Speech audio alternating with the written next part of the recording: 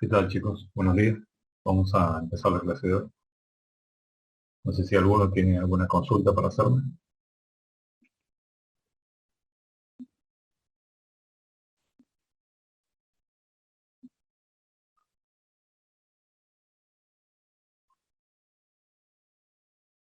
Vale, se me escucha, ¿no?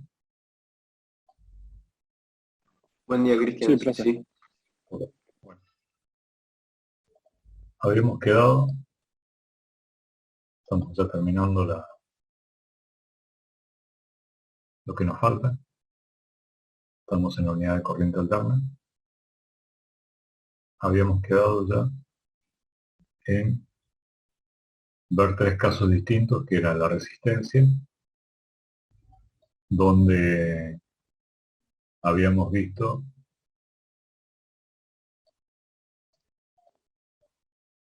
que si la tensión iba así, la corriente iba así. Y entonces la ecuación que vinculaba a uno con otro, tengo algo de modesta.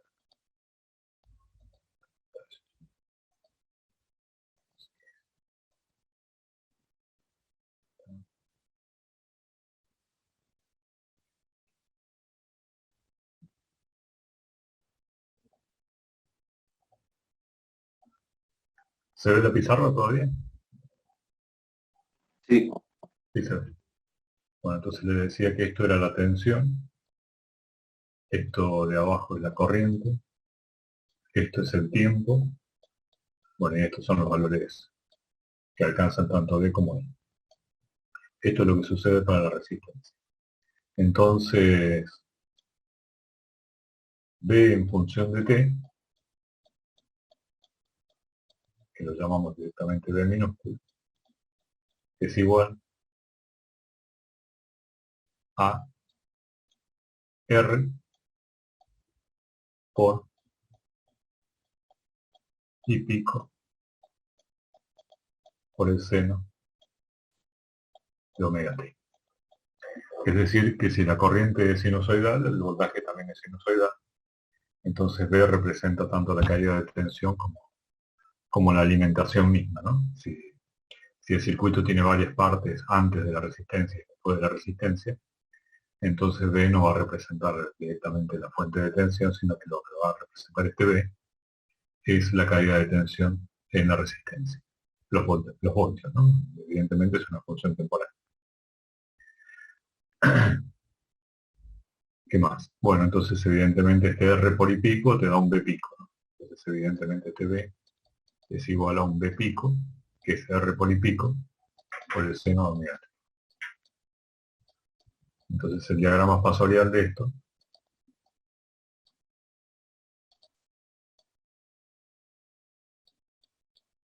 para no liarlo tanto, el diagrama espasorial era, si la tensión la dibujo por acá, la corriente está en fase. Son dos funciones que se acompañan, no hay ningún desfasaje entre ellas. Con la reactancia inductiva, habíamos visto que la situación era diferente. Lo que habíamos visto es que si la tensión iba por acá, si la tensión iba por acá, la corriente atrasaba 90 grados. ¿Sí? Entonces, significa que viene por aquí.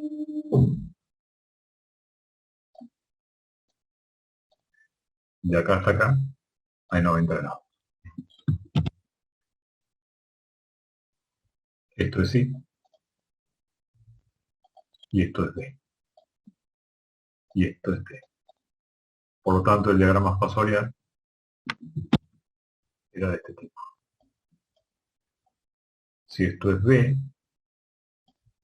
siempre se dibuja uno como referencia. Se dibuja como referencia en general aquello que se comparte, aquello que es común. Es como acá estamos viendo una sola cosa, entonces da lo mismo. Ya vamos a entender qué es esto cuando veamos circuitos que tienen más de un elemento. Lo importante es que dibujo uno como referencia, que en este caso volví a dibujar el voltaje. Entonces la corriente tiene que estar atrasada 90 grados. Recordemos que estas cosas tienen sentido cuando dibujo el sentido de giro. Se sobreentiende siempre que es antihorario, pero bueno, por las dudas lo recalco. Acá hay 90 grados.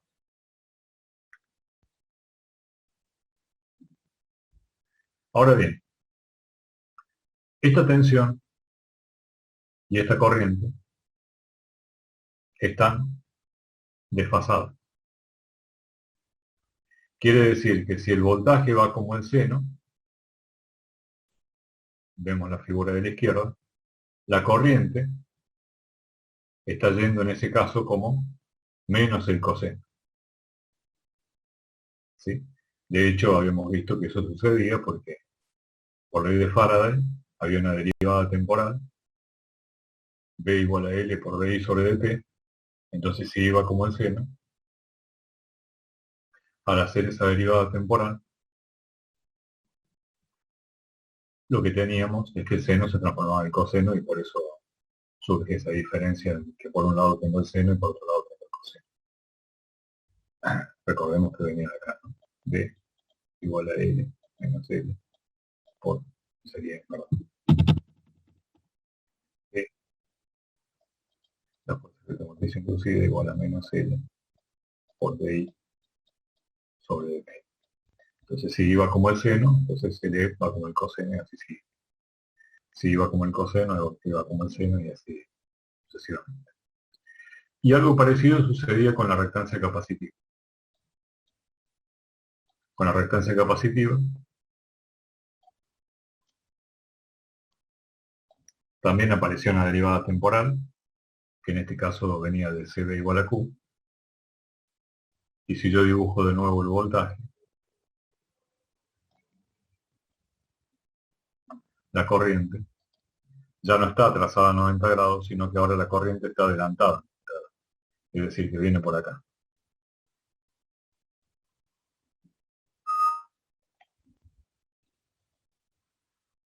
Esto es la corriente.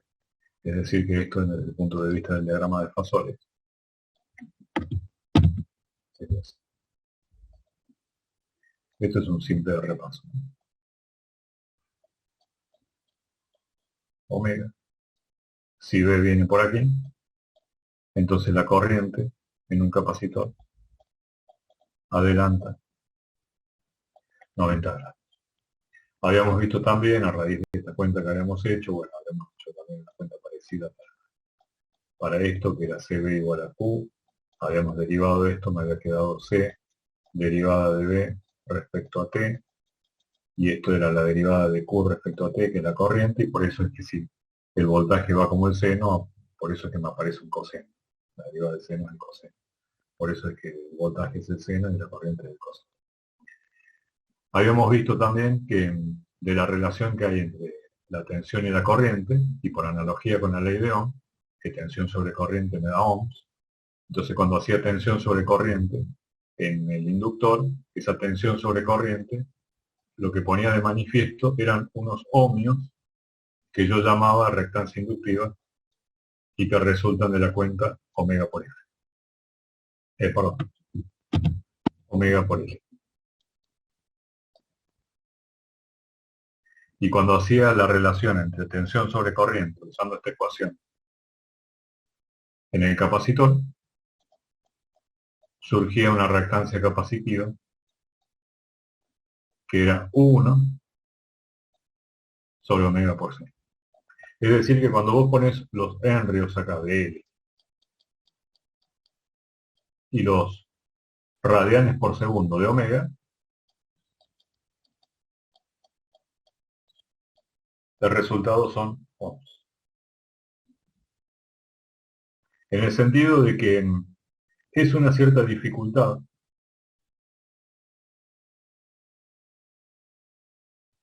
para el paso de la corriente, pero es una dificultad especial, porque no es simplemente que la atenúa a la corriente, como en este caso, que B y I van acompañadas la una con la otra. Acá hay un efecto adicional, que también, si vos tenés mucho XL, la corriente baja, eso es inevitable. Pero no solamente baja, a medida que el XL aumenta, ahí está el efecto óhmico, sino que además se atrasa. Entonces no es exactamente igual que el fenómeno anterior, porque hay un atraso de 90 grados de la corriente que hay que ponerlo de manifiesto de alguna forma. Lo mismo pasa con la reactancia capacitiva. Si yo tengo mucha reactancia capacitiva, la corriente baja. A medida que más reactancia capacitiva tenga, más baja esa corriente. Pero no solamente ha bajado, sino que se ha adelantado, ¿no? Entonces, para tomar en cuenta todos estos efectos, sobre todo cuando están juntos,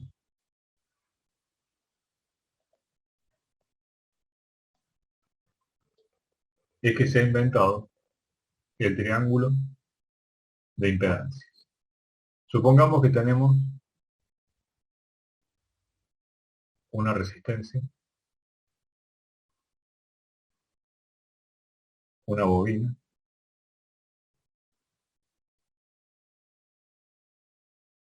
y un capacitor.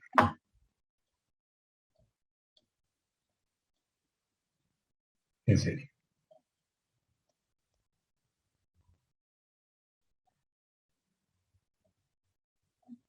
Y todo esto alimentado por un generador de corriente alterna.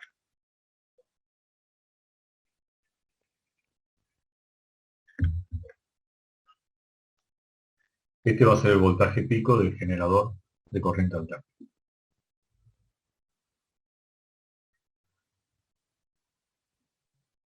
Ese voltaje del generador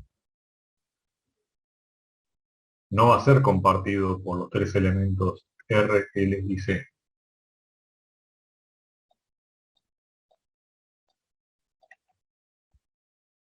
Porque en función de los valores que tengan, R, L y C, serán las diferencias de potencial que aparezcan de acá hasta acá. Acá será BR, acá será BL y acá será BC. Por supuesto que BR más BL más BC tiene que ser B.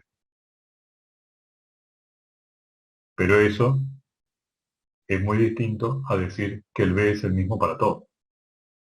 De hecho, el B no es el mismo para todos. De hecho, el B ni siquiera está en ninguno. El B de la fuente, me refiero, ¿no? El BR está por un lado, el BL por el otro y el BC, cada cual en su lugar. Pero acá sí hay una cosa que se comparte y que es inevitable compartirlo, y es la corriente. En este circuito serie, la corriente es la misma para todos. ¿Por qué? Porque si no el circuito estaría partido en algún lado, tendría alguna derivación, o nodo, cosa que no tiene. Como no hay nodos, entonces la corriente tiene que ser la misma para todos. La corriente I es la misma. Entonces ahora adquiere significación lo que dije antes, que para los diagramas de Fasores se utiliza como referencia aquello que se comparte. Y en un circuito serie lo que se comparte es la corriente. Por lo tanto, en un circuito serie, lo que hay que dibujar como referencia es la corriente en primer lugar. Entonces el diagrama de Fasores de esto sería así.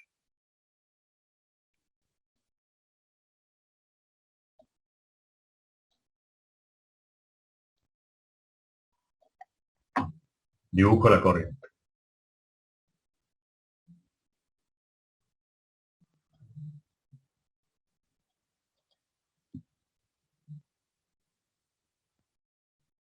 En serie con la corriente, lo vimos acá. Si la corriente va por aquí, la tensión también. Pero no cualquier tensión, la tensión de R.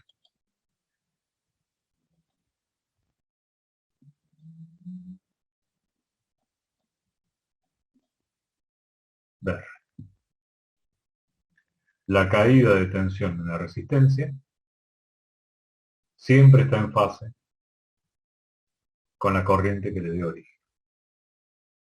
¿Preguntas hasta ahí?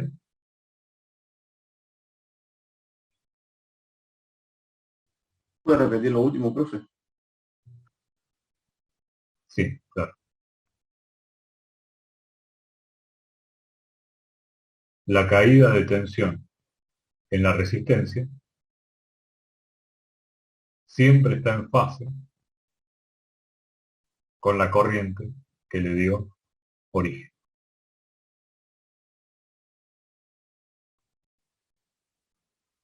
Pasa un I por R y provoca una caída de tensión de R. No hay un IR, IL, IC porque no tendría sentido esa nomenclatura, porque acá la corriente no queda otra que ser la misma en todas, no hay nodos. Por eso es que el BR está en fase. Dicho en buen romance sería así, ¿no? O sea, cuando la corriente quiere crecer así, como una sinusoide, a BR no le queda otra que crecer junto con I. Cuando la corriente empieza a bajar en el tiempo, esta corriente estoy dibujando, ¿no? A BR no le queda otra que bajar también. Y así va siguiendo, o sea, son dos pasores en fase.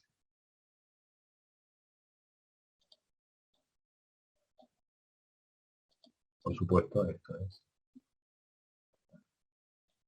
con el omega para allá. Hay que acordarse de este tema porque atrás o adelanto tiene sentido si no sabe para qué lado gira, si no, no tiene sentido. Repito que la convención es que gira antihorario, pero yo por un motivo pedagógico insisto una y otra vez con marcarlo para qué lado gira.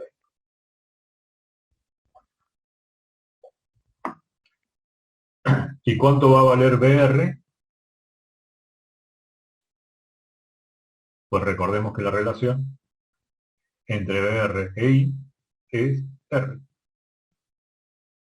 Si estos son valores pico,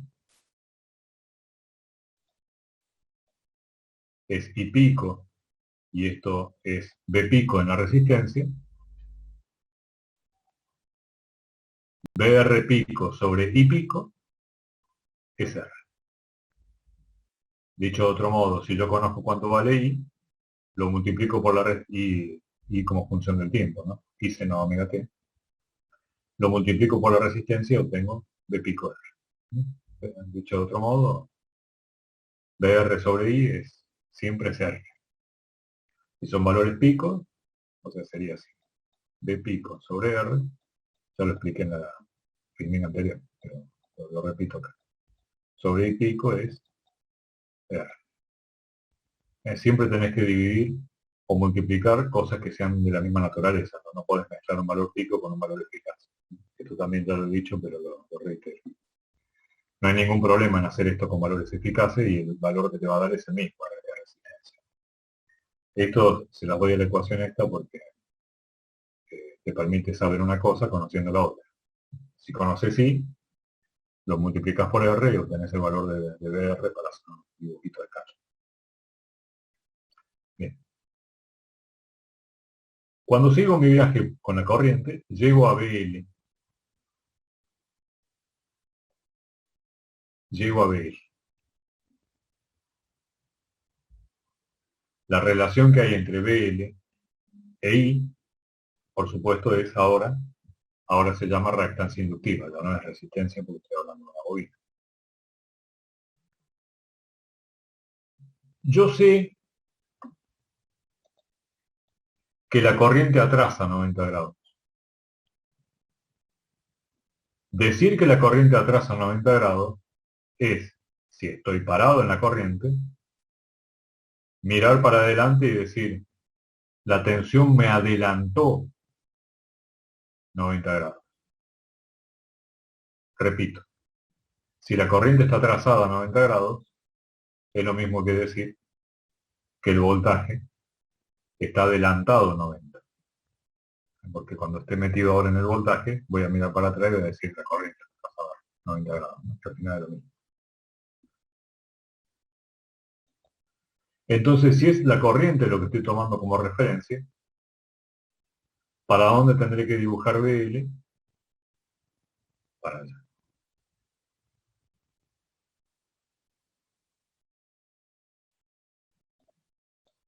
Esto es BL. De tal modo que parado en BL, mira la corriente 90 grados atrasado. ¿Preguntas hasta ahí?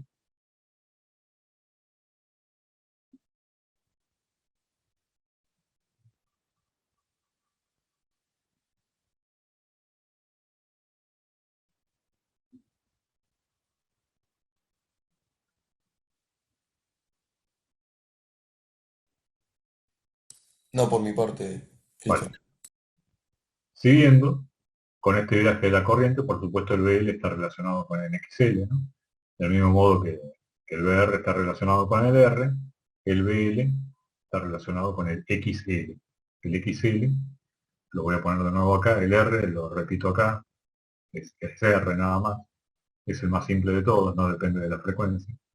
El L, desde un punto de vista óhmico en el sentido de convertirse en atenuador de la corriente, es omega por L. Y el C, desde un punto de vista óhmico, se transforma en un 1 sobre omega C. Digo lo de óhmico haciendo cierto abuso del lenguaje porque no son elementos óhmicos en el sentido de que cumplen con la ley de Ohm. Son óhmicos en el sentido de que las unidades son Ohm. Omega por L está en ohms y 1 sobre omega C también está en ohms. Óhmico lo estoy usando esa expresión en este contexto, en el sentido de que si tenés muchos ohms de lo que sea, de R, de XL o de XC, la corriente baja, en ese sentido lo estoy usando. Bien, entonces cuando sigo con este viaje de la corriente y me encuentro con BC, vuelvo al repaso que hice antes. Si yo estoy parado en la corriente, la tensión atrasa 90 grados. Cuando estuvimos viendo el capacitor vimos que la corriente adelanta 90 grados respecto de la tensión. La corriente adelanta 90 grados respecto de la tensión. O sea que la tensión atrasa 90 grados respecto de la corriente. La tensión está atrás. Ahora, si la corriente es tomada como referencia, la tensión está atrás. ¿Cuánto atrás? 90 grados. Esto de acá hasta acá es 90 grados. Entonces BC lo tengo que dibujar así.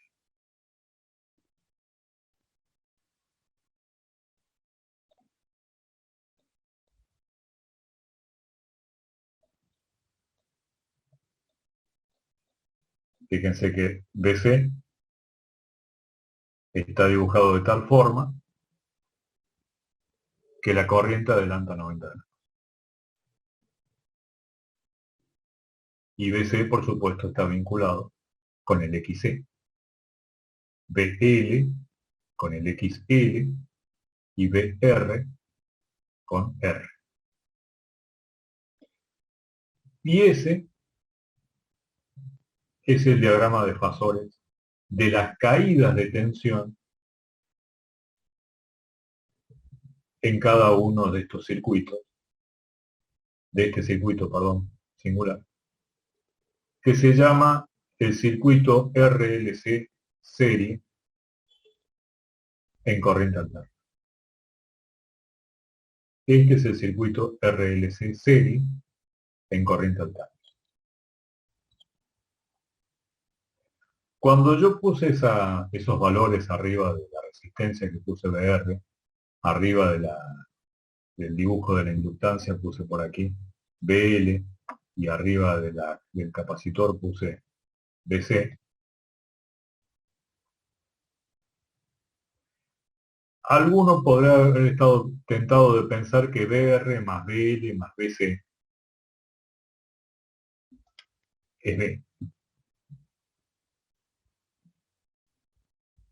Debería ser B, porque por más corriente alterna que sea, tiene que cumplir con la ley de Kirchhoff, de los voltajes, del mismo modo que tiene que cumplir con la ley de Kirchhoff de las corrientes, si hubiese nodos, cosa que no hay nodos. No es que la ley de Kirchhoff se cumple solo con la corriente continua, la ley de Kirchhoff se cumple siempre. Y se cumple acá también, pero no se cumple de un modo escalar. Si vos medís con un voltímetro cuánto tenés de BR, luego movés el voltímetro a la derecha y medís cuánto tenés de BL, y luego movés el voltímetro a la derecha y medís cuánto tenés de BC, cuando sumes esas tres lecturas, más que seguro que no te va a dar la lectura que tenía el voltímetro cuando mediste la fuente. Porque no se cumple de un modo escalar esa suma. Dicho de otro modo, vos podés tener 100 de voltaje en la fuente, les doy un ejemplo numérico, 100 acá, podés tener 100 acá, podés tener 100 acá de voltios y 100 acá de nuevo. Evidentemente 100 más 100 más 100 no es 100, es 300. ¿Cuál fue el error de hacer esto? Suponer que esta ley se cumple escalar cuando está claro, a raíz de lo que acabamos de hacer, que son fasores. Entonces se cumple, pero fasorialmente. Tenés que hacer una suma de vectores. Hablando con propiedad sería una suma de fasores. ¿Sí? Entonces en realidad lo que tenés es, empecemos por el primero. BL con BC es el más fácil de resolver porque están en la misma línea. Como uno se adelantó 90 grados respecto de I y el otro se atrasó 90 grados respecto de I, al final terminan estando siendo colineales, ¿no? Hay 180 grados de diferencia entre los dos. Entonces lo que hago es, al BC, lo traigo para acá y lo hago así. Tac, tac, tac, tac, tac, tac, tac, tac, tac. BC. ¿Y qué es lo que obtengo ahí?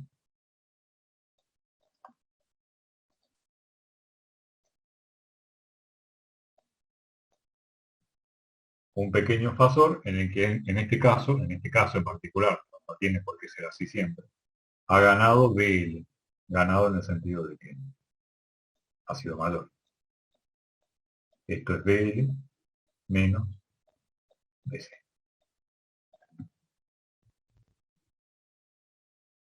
Y luego BL menos BC lo traslado así.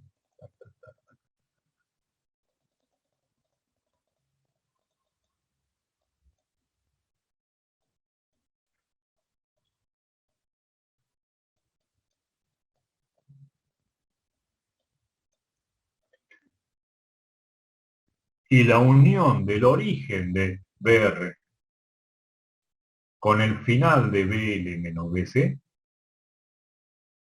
eso sí es B.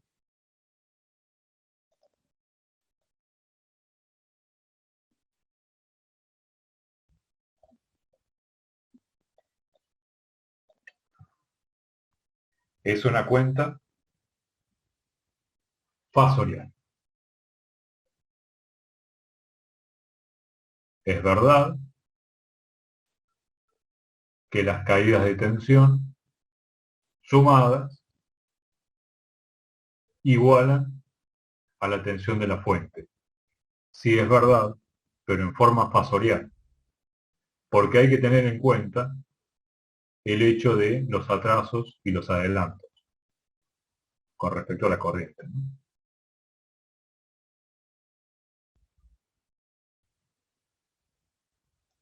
¿Alguna pregunta hasta ahí?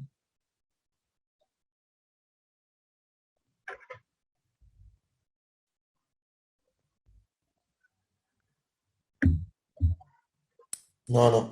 Fíjense que tranquilamente, este caso estaba, el caso numérico que me inventé recién sobre la marcha, se explica claramente con este diagrama fasorial. ¿Cómo hubiera sido el caso ese extraño de que esto es 100, esto es 100, esto es 100 y esto también es 100? ¿Cómo puede ser? Sí, en forma fasorial puede ser tranquilamente, no hay ningún problema en que sea así.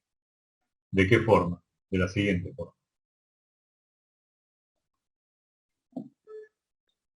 Dibujamos el fasor de la corriente. Y luego dibujamos el fasor de BR, que acá es fácil porque todos tienen el mismo valor, valen 100 todos, ¿no? BR. Luego dibujo a BL con el mismo valor porque también vale 100 para arriba. Para arriba me refiero a 90 grados adelantado, ¿no? Y luego dibujo para abajo ese, con el mismo valor también que vale 100. BL con BC, ¿cuánto te queda? 0. 0 más 100, 100. ¿Cuánto tenía la fuente? 100.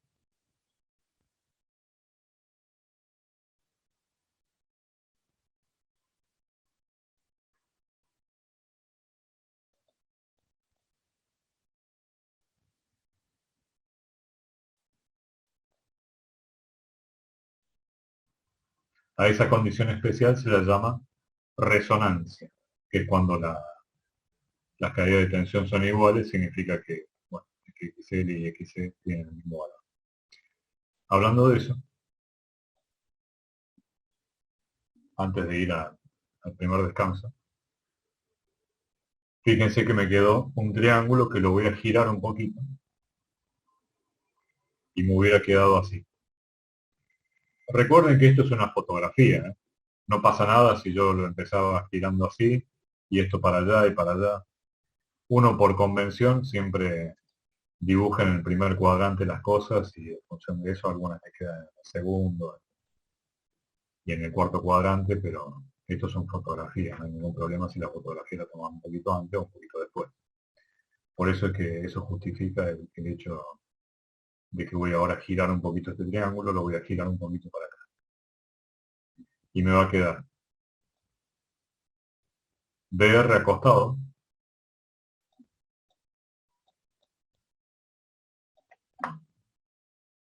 BL, que quiere subir,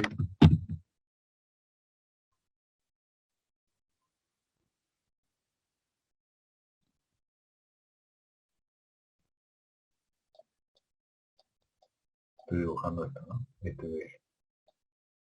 Y BC, que hacía esto. BC que lo trasladaba para acá arriba. Si BC es más grande que BL no pasa nada. Tenés un triángulo que va para abajo. Tranquilamente puede ser BC más grande que BL. Y me queda entonces BL menos BC. Y me queda entonces B que está para allá. Este B es el B de la fuente. Pero este BR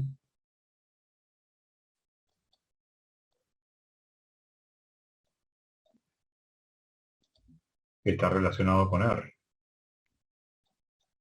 Surgió porque I multiplicó a R, surgió BR. Mientras más grande sea R, más grande es BR.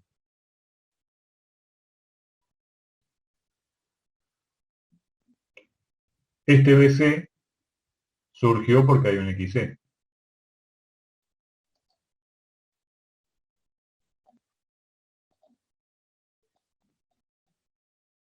Mientras más grande sea XC, más grande será BC. Hay una proporcionalidad. Este BL surgió porque hay un XL. Mientras más grande sea XL, más grande será BL. Hay una proporcionalidad siempre con I. O sea que BL menos BC, por supuesto esto pasó a ser XC. Y entonces esto pasó a ser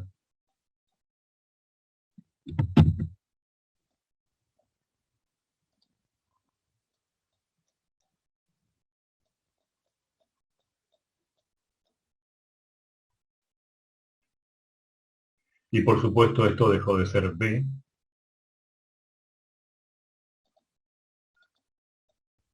y ahora pasa a ser otra cosa que llamamos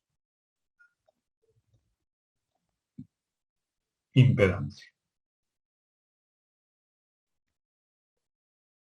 Y eso que están viendo ahí es el triángulo de impedancia. Se dibuja siempre el triángulo de impedancias con una resistencia horizontal, luego subís tanto como XL tengas, y luego bajás tanto como XC tengas. El resultado de esa parte vertical es XL menos XC.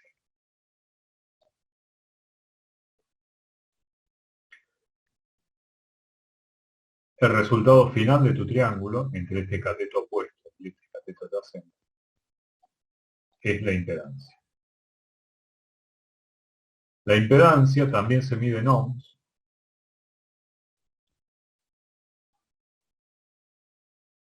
También se mide en ohms. Y representa cuánta dificultad va a mostrar este circuito a la circulación de una corriente. Donde esta dificultad contempla todos los efectos que vimos hasta ahora. Los efectos resistivos, los efectos inductivos y los efectos capacitivos. Fíjense que yo no lo dije en su momento, pero en este circuito, en este diagrama de fasores de la izquierda,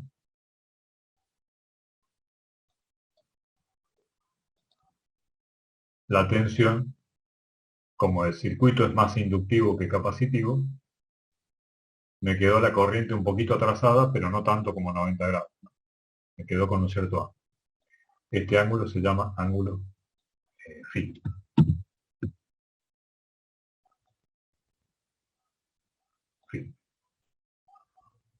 Y representa simplemente cuánto está de atrasada o de adelantada la corriente respecto de la tensión. Ese ángulo phi que ven ahí, por lo que acabamos de ver y de deducir, porque esto empezó siendo un triángulo de tensión, es el mismo ángulo que aparece acá.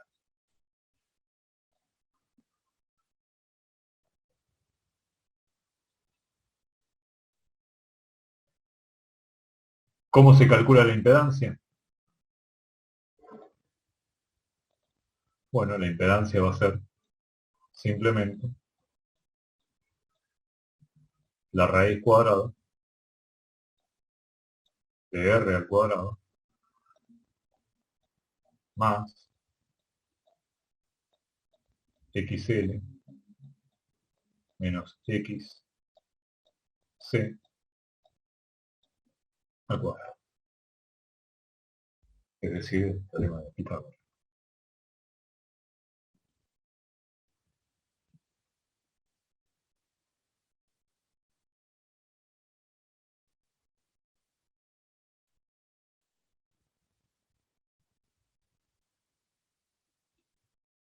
La corriente que circula en el circuito, que comenzó siendo el núcleo a partir del cual deducimos todo esto, esa corriente I que circula por el circuito. Si yo estoy interesado en el valor pico, es el valor pico de la fuente dividido la impedancia.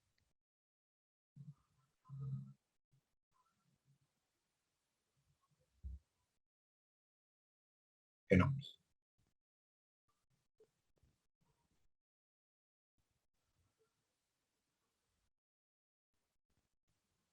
Para enfatizar el hecho de que, bueno, y phi,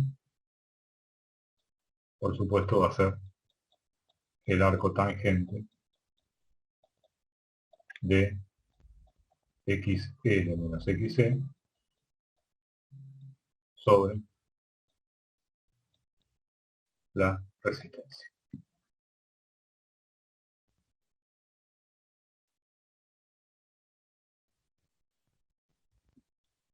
Para enfatizar el hecho de que R y XL son de diferente naturaleza, y XC también, es común usar notación compleja. Entonces vos podés decir, supongamos que hay un circuito que tiene una resistencia de 5 ohms. Tiene para la frecuencia a la que está este circuito, 50 Hz, por ejemplo. Y para la inductancia que tiene, hacemos el cálculo, XL igual a omega por L, y me da que estos son 7 ohms. Repito, para conocer este XL necesitaría conocer la inductancia, que es la inductancia que está acá, y la frecuencia angular, ¿no? La frecuencia angular se conoce con la frecuencia de la red, que es 2pi por L. Supongamos que me dio 7 amperes. Y la reactancia capacitiva,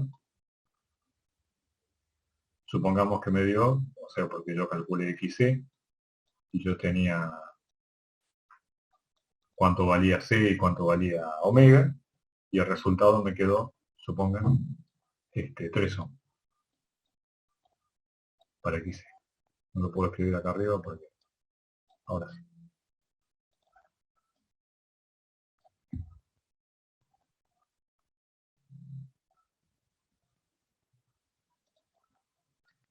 Tres.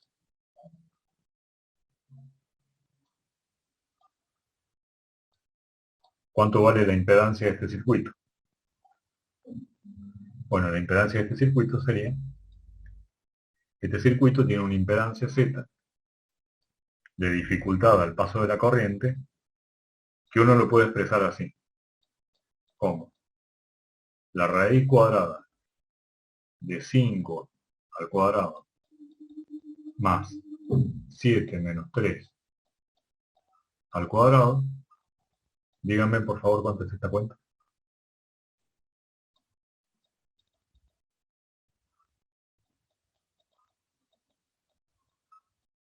Creo que da 41, no la hice.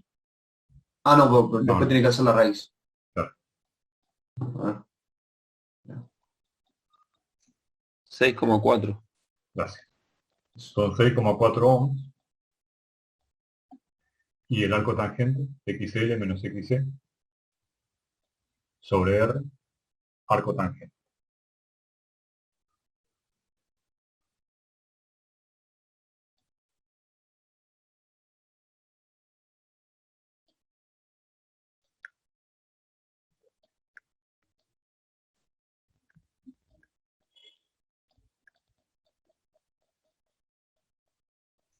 $38,66.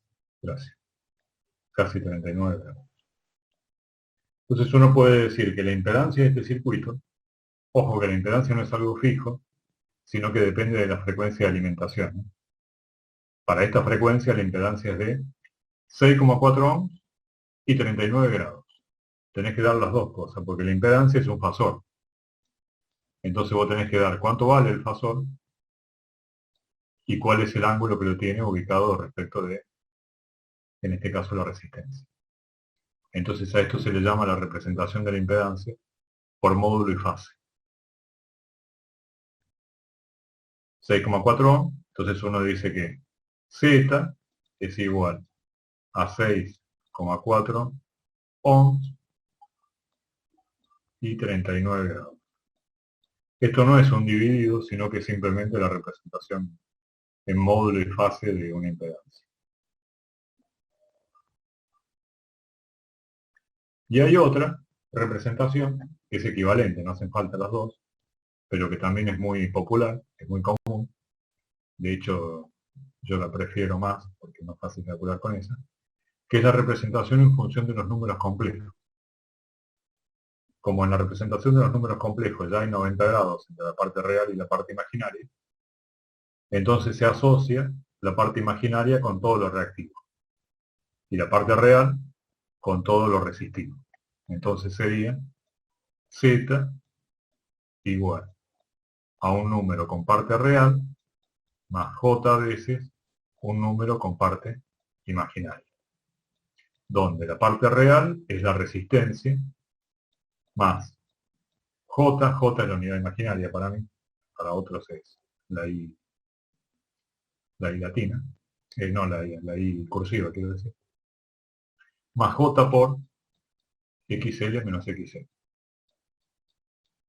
O sea, uno diría con esta forma de representar la impedancia, que la impedancia puede, bueno, en este caso hubiera sido 5 ohms más J de unidad imaginaria de 7 menos 3. Entonces yo diría que la impedancia es de 5 ohms más 7 menos 3, 4. Más J, 4 ohms. No es que 5 más 4, 9. No puedes sumar lo real con lo imaginario puro porque está prohibido. Están en diferentes ejes. Entonces esta es la otra forma de representar la impedancia. Y ahí se queda. Ambas tienen la misma información.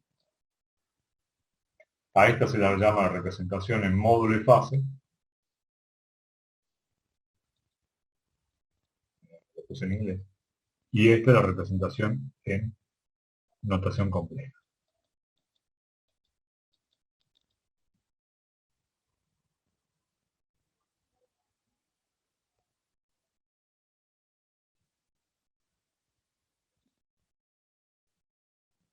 Bien, ¿alguna pregunta hasta ahí?